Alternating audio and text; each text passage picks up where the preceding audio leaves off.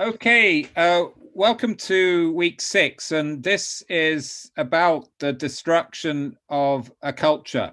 And if you recall last week, we heard the Moses story, and then I did an analysis of the Moses story in terms of the plot structure, because it's so pivotal in uh, the creation of this myth of chosenness and exceptionalness, and has played a huge role, particularly in the shaping of the Protestant identity. And as I ran through last week, many moments in the history of the last 4 centuries. And then I did a playbook of the autocrat.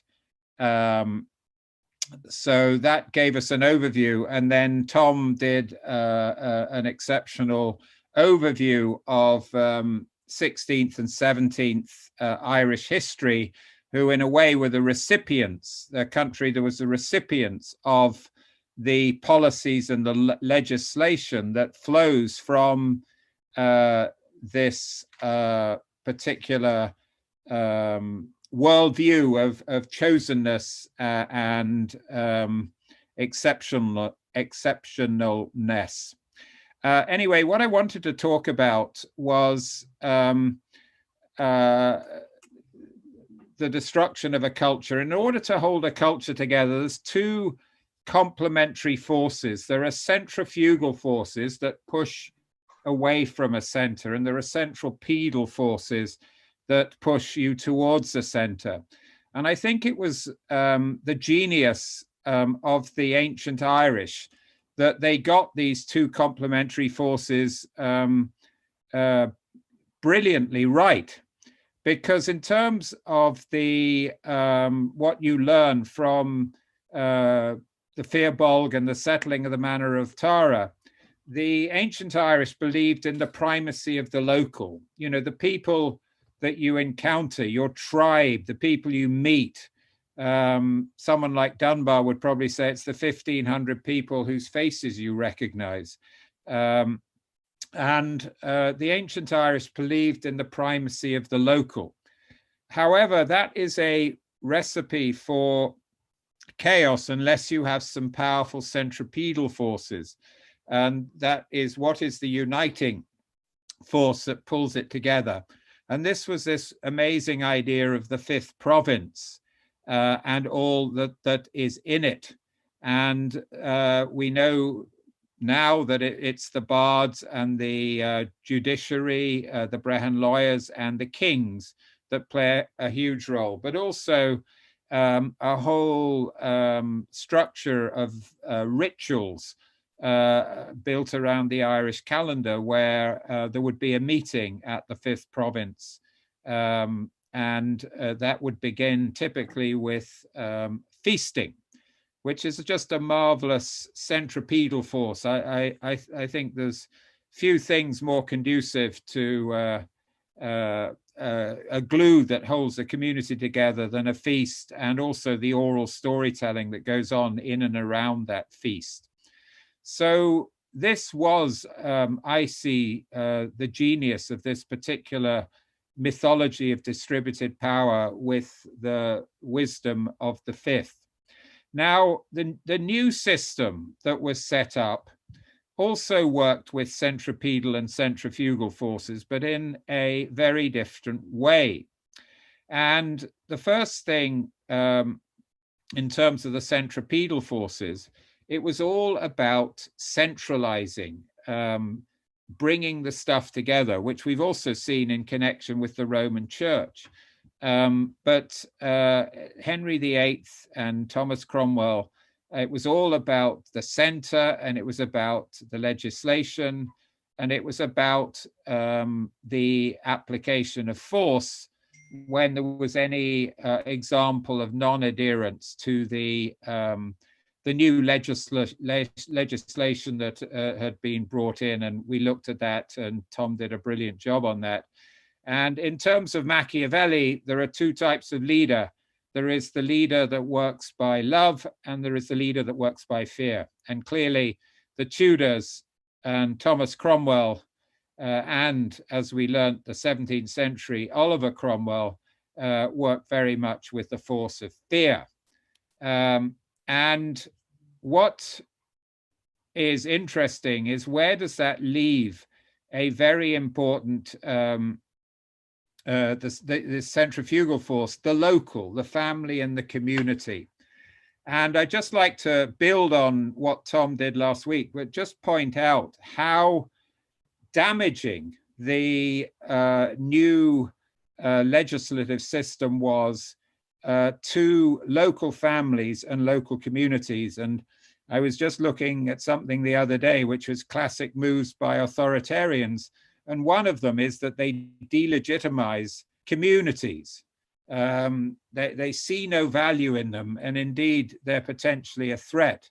So Maggie Thatcher, I think, once said there's no such thing as culture, meaning no such thing as the local and the community. But there were some subtle moves that had the effect of pulling apart communities and pulling apart families. And one of them is obviously the rental or the rack rent system, where local people would be acting as the bailiffs who were implementing a cruel system of rental. Now, if you're in a local community and you're desperate for a job and one comes up, which is rent collector, and effectively your task then is to go around and collect money which your local community simply cannot afford, with the obvious threat of confiscation of their cattle and animals, it's going to be extremely divisive. The other thing they used to do is they banned education, as we learned from Tom last week, but there was a reward for someone who reported on anyone who might be running a hedge school or any other such initiative. That again could be hugely divisive, because if you were reported, you'd then begin to mistrust everyone else in your local community. And perhaps the nastiest one was a law that came in that said that if a son becomes a Protestant, he automatically inherits his father's property. And you can imagine the divisive effect on the family if someone were to go down that particular route. So there were a whole series of little interventions that had a very powerful negative centrifugal effect on local communities and local families. And I have to say that, we have a place on Clare Island, and you see some of the effects of these intergenerational family and interfamily very strong resentments and bitterness that can carry on for generations. And hopefully we'll be hearing soon from Barbara on intergenerational trauma. But this would be an example of intergenerational trauma within a community or even within a family. The other thing that I just wanted to draw attention to was some of the inherent attitudes that were inherent in chosenness. And Tom did an excellent job last week drawing attention to the effects. But there is a couple of terrific books on this period, and one of them is by Daniel Corkery called The Hidden Ireland. And we're going to be referring to this later on, well, not today, I think next week, but he talks about the creed of the ascendancy. And this is what he has to say in his book, The Hidden Ireland. The first article in an ascendancy's creed is, and always has been, that the natives are a lesser breed, and that anything that is theirs, in brackets, except their land and their gold, is therefore of little value. If they have had a language and literature, it cannot have been a civilized language. And as for their literature, the less said about it, the better. So essentially the literature in the Irish case would have been primarily referring to all the literature that we've been working with, albeit that it was once an oral literature. It was these much loved, much revered texts, because as we know, books like Laur Gabhála had become canonical in the schools and had been passed on for over 1,000 years. But even in the state papers, there's evidence. And another book that I strongly recommend is by Zimmerman, and it's called The Irish Storyteller. And he talks about a couple of state papers, even in the middle of the 16th century, 1561, where the author is describing the various types of storyteller. The Shanachie he mentioned is ignorant, which is a great hindrance to the Majesty's law and hurtful to the English Pale. So clearly they found the Shanachies a threat to what they were trying to do. The Ace Dawn, the bards, are very hurtful to the Commonwealth because they maintain the rebels. And so they saw this bardic tradition is actually a subversive tradition. And finally, the rhymers and the poets get a fair bit of the state papers bile. They talk about them as the maintainers of witches and other vile matters, to the great blaspheme of God and to the great impoverishment of the Commonwealth. Listen to that word Commonwealth. It's a bit ironic in terms of what the Commonwealth meant, because it didn't mean wealth for the common people of Ireland. It meant wealth for anyone who was chosen.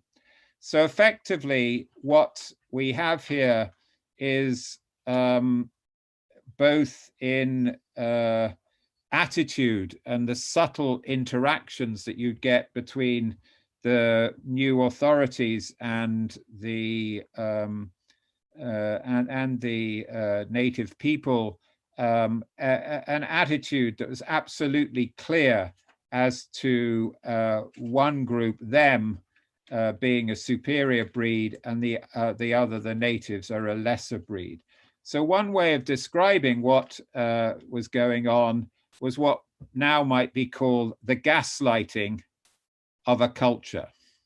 The gaslighting of a culture, the continual repetition of attitudes that you have no value over time is bound to have a powerful and destructive effect on the subtle centripetal glue that is a common tradition of stories and songs and laws that act to hold people together. Fiona's just asking what was the book. The three books I'd strongly recommend is Robin Flowers, The Irish Tradition. That's a fabulous book. He was the deputy curator of the British Museum. Daniel Corkery, The Hidden Island, and Zimmerman, The Storyteller. So we have all this written up. So do have a look at the website. I'll send the link out to everyone. We've now done, it will be about 16 briefing notes, which is a very good summary to get a handle on everything, on the vast amount of work we've been covering. Anyway, enough from me, and we have a treat in store, because it's now over to James, who's going to take us through the last storyteller, Éadon O'Rahilly. So, James, we're absolutely delighted to have you. We've heard you before, but I gather there's some new additions to the Éadon story, and including, I hear a few songs. So, James, over to you, and great to have you, and thank you very much.